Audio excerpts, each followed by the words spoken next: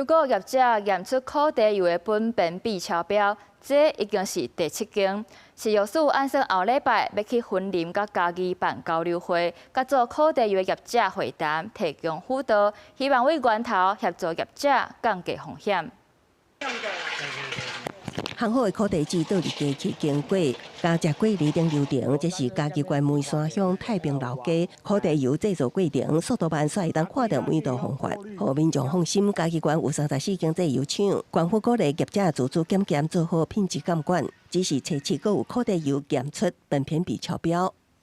這個業者的話，它是使用的是中國的苦茶籽來去生產這一批苦茶油。這批漢源牧業公司生產的可地油有218罐，被予家人浪費山溪頂100幾罐，村內已經落市封存，到今已經有7間業者可地油超標。食藥署表示，後禮拜會到雲林嘉義舉辦交流會，邀請製作業者會談，為原料來源、烘炒溫度等面向來輔導。